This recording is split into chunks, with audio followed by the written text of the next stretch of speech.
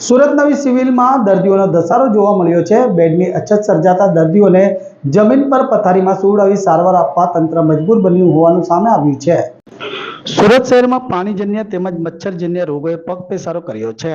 ત્યારે નવી સિવિલ હોસ્પિટલમાં દર્દીઓનો ધસારો જોવા મળી રહ્યો છે, જેને કારણે હોસ્પિટલમાં બેડની અછત સર્જાઈ છે, જેથી દર્દીઓને નીચે પથારીમાં સુવડાવી સારવાર આપવાનો વારો આવ્યો છે, જેને કારણે દર્દીઓને ભારે હાલાકી ભોગવવાનો વારો આવ્યો છે।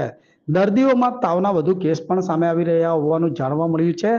મળતી માહિતી પ્રમાણે સિવિલ હોસ્પિટલમાં દર મહિને 60,000થી વધુ ઓપીડીના કેસો સામે આવી રહ્યા છે। મેડિકલ વિભાગમાં 500 થી 600 ઓપીડી નોંધાતી હતી, તે હાલ 750 થી 800 સુધી પહોંચી ગઈ છે।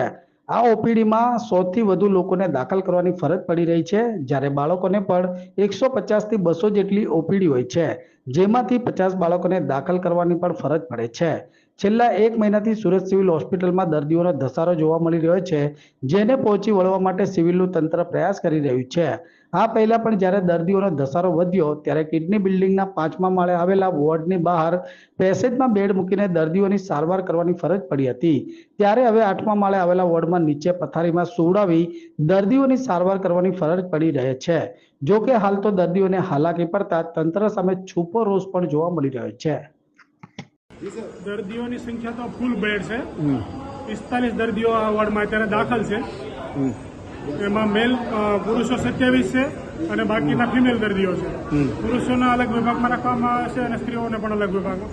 તમામ દર્દીઓમાં એક્સરે ચેન્જીસ હોય એવા પ્રકારના દર્દીઓ આ વોર્ડમાં દાખલ રાખવામાં આવે છે અને એમડીઆર ટીબીના દર્દીઓને પણ અહીંયા અલગથી બીજા 8 કોડ 8 ફિમેલ માટે અને 8 મેલ માટે છે, પણ બીજા સાદા કેસોને એમડીઆર ભેગા ન રખાય એટલા માટે આપણે અલગથી વ્યવસ્થા કરી અને જે પેશન્ટો ફ્લેર બેડમાં અત્યારે સુતા હતા એ લોકો માટે પણ અલગથી બેડ મુકાવીની વ્યવસ્થા કરવામાં આવી રહી છે।